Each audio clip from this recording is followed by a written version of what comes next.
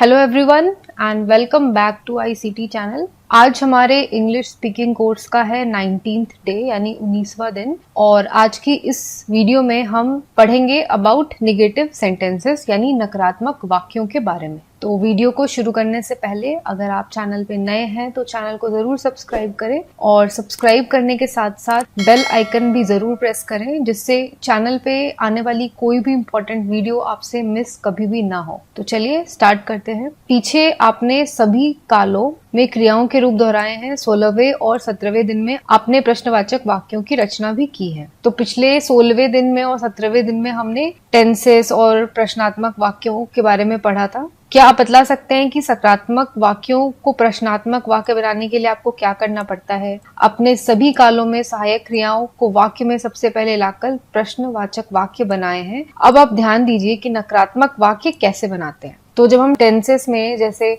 जो सहायक क्रिया होती है उसे हम जब सबसे पहले ले आते हैं तो वो प्रश्नवाचक वाक्य बन जाते हैं। अब हमें सीखना है कि हम नकारात्मक वाक्य कैसे बनाएंगे। तो वाक्य में do, did, is, are, was, were, have, had, will, would, shall, should, can, could, may, might आदि क्रियाओं के साथ नॉट जोड़ा जाता है। इससे नकारात्मक वाक्य बनते हैं। लिखने में do not, did not, were not, have not, can not, will not, shall not, should not, would not आदि प्रायः ये रूप आते हैं। तो हम कैसे बनाते हैं? जहां भी did, do, is, have, will, would, shall, should ये सब होता है हम बस उसके आगे नॉट जोड़ देते हैं और वो क्या बन जाता है? Will not, shall not, can not. और इस तरीके से हम नकारात्मक वाक्य बनाते हैं। किंतु बोलने में अधिकतर संक्षिप्त रूपों का प्रयोग होता है जो क्रमशः इस प्रकार है। Don't, didn't. तो हम लिखते तो डू नॉट है लेकिन जनरली जब हम इंग्लिश में जब हम बात करते हैं, जब हम कन्वर्स करते हैं तो हम यूज करते हैं डोंट का, क्योंकि प्रैक्टिस में हम बोलते हैं don't, didn't, weren't, can't, won't, shouldn't. तो ये शॉर्ट फॉर्म होता है। जैसे डू नॉट का डोंट हो गया,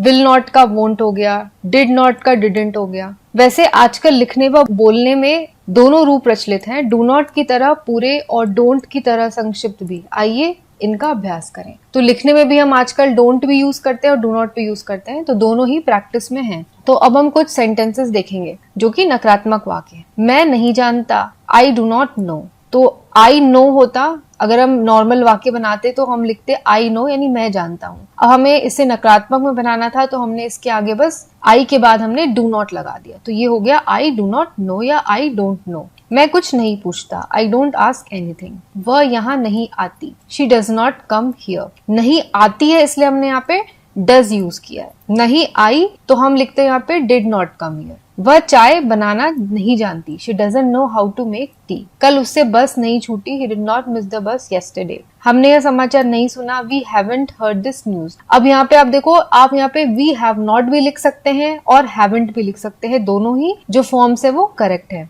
आज ठंड नहीं है, इट्स नॉट कोल्ड टुडे। वह स्त्री शादीशुदा नहीं है, शी इजंट मैरिड या शी इज नॉट मैरिड। तो आप देखो जहां भी वाक्यों में हैव, इज, डज, डिड ये आ रहा है उसके आगे बस हम नॉट लगा रहे हैं और ये निगेटिव वाक्य बन जा रहा है। तो इस तरीके से आप सारे सेंटेंसेस को एक बार पढ़ लेंगे। अब आता है प्रश्नवाची नकारात्मक वाक्य यानी इंट्रोगेटिव कम निगेटिव सेंटेंसेस। अंग्रेजी में it's hot today, isn't it, आज बड़ी गर्मी है ना, अथवा it's not cold today, is it, आज ठंड नहीं है ना। इस तरह के वाक्य बहुत प्रचलित हैं। इससे इन्हें अंग्रेजी में टेल क्वेश्चंस कहा जाता है। ये वाक्य के अंत में छोटे से प्रश्न के रूप में रहते हैं। तो ऐसे जो प्रश्न होते हैं जैसे it is not going to rain today, is it. तो जब हम ऐसे वाक्य जब बोलते हैं या लिखते हैं तो इसे हम टेल क्वेश्चंस कहते हैं। इसमें वाक्य के आगे प्रश्न का एक छोटा सा रूप होता है। जैसे it's hot today, isn't it. तो इट्स हॉट टुडे ये तो एक नॉर्मल सेंटेंस था, हमने इसके आगे इजंट इट जोड़ दिया। यानी हम बोलते हैं कि आज बहुत गर्मी है, फिर हम हिंदी में बोलते हैं क्यों, आज है ना गर्मी। तो इसी को जब हम इंग्लिश में कन्वर्ट करते हैं तो ये हो जाता है it's hot today, isn't it. और यदि वाक्य नकारात्मक होता है तो टेल क्वेश्चन सकारात्मक होता है। It is not cold today, is it. तो जब हम वाक्य जब ऐसा बोलते हैं, जैसे हमने बोला इट इज हॉट टुडे, तो जब हमने बोला इट इज हॉट टुडे तो इसके आगे जो हम टेल क्वेश्चन लगाएंगे वो हम लगाएंगे इजंट इट। लेकिन अगर हम बोलते it is not hot today, अगर हम ये सेंटेंस को निगेटिव बना देते it is not hot today, तब हम यहाँ पे लिखते इज इट। तो अगर वाक्य जो है वो सकारात्मक होता है तो आगे जो टेल क्वेश्चन आता है इजंट इट, इज इट, वो निगेटिव हो जाएगा, यानी इज नॉट इट हो जाएगा। और अगर नकारात्मक वाक्य है जैसे it is not cold today, तो ये जो टेल क्वेश्चन है इज इट, ये सकारात्मक होगा। तो अगर सेंटेंस पॉजिटिव है तो जो आगे क्वेश्चन है वो निगेटिव होगा, और अगर सेंटेंस ही निगेटिव है तो आगे जो क्वेश्चन हम यूज करते हैं इज इट, डिड इट, तो ये हमारा पॉजिटिव होगा। वाक्य के पहले भाग में सहायक क्रिया यानी हेल्पिंग वर्ब के साथ नॉट पृथक का मिला हुआ दोनों चलते हैं, जैसे इज नॉट, इजंट, परंतु टेल क्वेश्चन में इजंट आदि संक्षिप्त रूप ही अधिक मान्य है, वही प्रायः प्रयुक्त होते हैं। तो ये आप ध्यान देंगे कि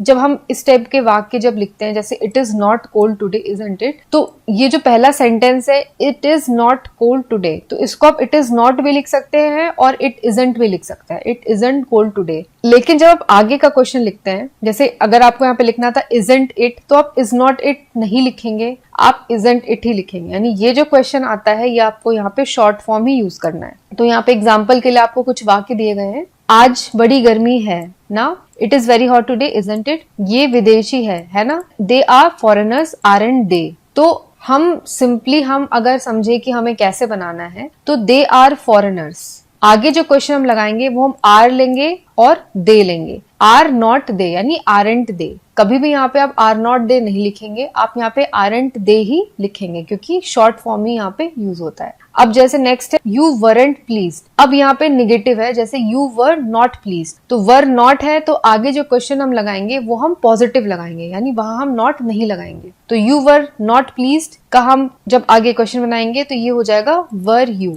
अगर ये होता यू वर प्लीज तब हम आगे लिखते हैं वरंट यू, लेकिन क्वेश्चन है यू वरंट प्लीज्ड तो आगे हमने लिखा वर यू। ऐसे ही है कल रविवार होगा, है ना, it will be Sunday tomorrow, won't it, हम जल्दी तैयार हो जाएंगे, है ना, we will be ready soon, won't we. तो जब सेंटेंस पॉजिटिव होता है, सेंटेंस में अगर नॉट नहीं लगा है तो आगे का जो क्वेश्चन है, जो टेल क्वेश्चन है, उसमें नॉट लगेगा, और अगर क्वेश्चन में नॉट लगा हुआ है तो आगे के टेल क्वेश्चन में नॉट नहीं लगेगा। तो यहाँ प्रैक्टिस के लिए आपको इतने सारे सेंटेंसेस दिए गए हैं, आप इनको रीड करेंगे। अब अंग्रेजी में कुछ संयुक्त शब्दों के संक्षिप्त रूप यानी शॉर्ट फॉर्म्स बोलने में अत्यंत प्रचलित हैं, इन्हें बोलने व लिखने का अभ्यास कीजिए। तो यहाँ पे आपको कुछ अंग्रेजी के जो शॉर्ट फॉर्म्स है वो दिए गए हैं, जैसे डू नॉट का डोंट, डज नॉट को हम लिखते हैं डजंट, डिड नॉट को डिडंट, इज नॉट को इजंट, आर नॉट को आरंट, वॉज नॉट को वॉजंट, वर नॉट को वरंट, हैज नॉट को हैजंट। तो आप यहाँ देखोगे नॉट का जो ओ है बस वो गायब हो जाता है, शैल नॉट में जैसे शैंट हो गया, लास्ट का एल और नॉट का ओ गायब हो गया, ओ की जगह हमने यहाँ पे ये एपोस्ट्रॉफी वाला साइन लगा दिया, तो ये हो गया शैंट। कैन नॉट का कांट, मस्ट नॉट का मसंट, कुड नॉट का कुडंट, नीड नॉट का नीडंट, वुड नॉट का वुडंट, शुड नॉट का शुडंट। तो यहाँ पे अगर कुछ बदलाव है तो वो सिर्फ विल नॉट और शैल नॉट में है, बाकी सारे वर्ड्स में सिर्फ एन नॉट में से सिर्फ ओ गायब हुआ है, सिर्फ विल नॉट का वोंट हो गया और शैल नॉट का शैंट हो गया। टेल क्वेश्चन वाले वाक्यों में से विपरीतार्थी जोड़े काम आते हैं, इसको एक साथ स्मरण कीजिए। तो यहाँ पे आपको कुछ एग्जाम्पल्स दिए गए हैं, ये आपको जनरली ऐसे ही सेंटेंसेस में आएंगे, जैसे आई डिड आता है कभी, जैसे I did my work today, didn't I, तो जब आई डिड आएगा तो आपको डिडंट आई लगाना है। ही इज आएगा तो आपको आगे के टेल क्वेश्चन में इजंट ही लगाना है, जैसे he is coming today, he is coming today है तो आप लिखोगे he is coming today isn't he. अगर ये होता he is not coming today तब आप लिखते इज ही। वी आर का आरंट वी, ही वॉज के लिए आप लिखोगे वॉजंट ही, यू वर के लिए वरंट यू। तो ये उल्टा हो जाएगा, यू वर का वर यू हो जाएगा लेकिन वर के बाद नॉट लग जाएगा तो हो जाएगा वरंट यू। दे हैड का हैड दे हो जाएगा लेकिन हैड के बाद नॉट लग जाएगा हैडंट दे। वी कैन का कैन वी हो जाएगा, बस कैन के आगे नॉट लगेगा can't we. You will not का वोंट यू, आई शैल का शैंट आई मस्ट का मजंट आई, यू वुड का वुडंट यू। शी कुड का कुडंट शी डज नॉट का does she, you do not का डू यू। तो यहाँ देखो आप, जब डज नॉट हमने लिखा तो हमने डज शी यूज किया, अगर हम यहाँ लिखते शी डज तो यहाँ पे हम लिखते डजंट शी। तो अगर आगे सेंटेंस में नॉट है तो यहाँ पे डज शी होगा, अगर आगे सेंटेंस में नॉट नहीं है, शी डज है सिर्फ, तो यहाँ पे डजंट शी होगा। You do not do you, तो यहाँ पे अगर सिर्फ यू डू होता तो यहाँ पे डोंट यू होता, लेकिन यहाँ पे सेंटेंस में डू नॉट है तो हमने आगे टेल क्वेश्चन में डू यू यूज किया। अब इनका अभ्यास कीजिए। आई एम का आई एम, वी आर का वी आर, यू आर का यू आर, दे आर का दे आर, ही इज का हीज, शी इज का शीज। तो ये भी शॉर्ट फॉर्म है। आई एम की जगह आई एपोस्ट्रोफ एम, वी आर की जगह वी एपोस्ट्रोफ आर ई। तो यहाँ पे जो ए है आर का वो गायब हो गया है, उसकी जगह एपोस्ट्रोफ लगा दिया हमने। और ही इज में, शी इज में आई गायब करके एपोस्ट्रोफ लगाया गया है, और आई एम में ए गायब करके एपोस्ट्रोफ लगाया गया है। तो ये होते हैं शॉर्ट फॉर्म्स। इसी प्रकार से I have, you have, she, he has के लिए आई हैव, यानी आई हैव के लिए जो शॉर्ट फॉर्म हम यूज करते हैं वो होता है आई एपोस्ट्रोफ वी ई। उसी तरीके से वी हैव, दे हैव के लिए वी हैव, यानी वी के बाद एपोस्ट्रोफ वी ई और दे के बाद एपोस्ट्रोफ वी, इस तरीके से यूज होता है। तो ये आपको कुछ शॉर्ट फॉर्म्स आज के इस सेशन में दिए गए थे। आपको इन सबको अच्छे से रीड करना है, अच्छे से पढ़ना है, क्योंकि ये ऐसी चीजें हैं जो आपको डेली इंग्लिश कम्युनिकेशन में बहुत ज्यादा यूज आने वाली हैं। आप डे टू डे स्पीकिंग में इसका काफी यूज करने वाले हैं। तो अगर जितना ज्यादा आप इसकी प्रैक्टिस करेंगे उतना आपके लिए बेनिफिशियल रहेगा। तो इसी के साथ हमारा आज का ये 19th डे का सेशन यहाँ पे खत्म होता है। अगर आपको आज की ये वीडियो पसंद आई हो तो लाइक बटन को आप जरूर दबाएं, और साथ ही साथ इस वीडियो को भी आप अपने फ्रेंड्स के साथ भी जरूर शेयर करें, और नए हो तो चैनल को सब्सक्राइब करना ना भूलें। तो आज के लिए बस इतना ही। मैं मिलूंगी आपको अगली वीडियो के साथ। तब तक के लिए take care, stay safe and have a nice day.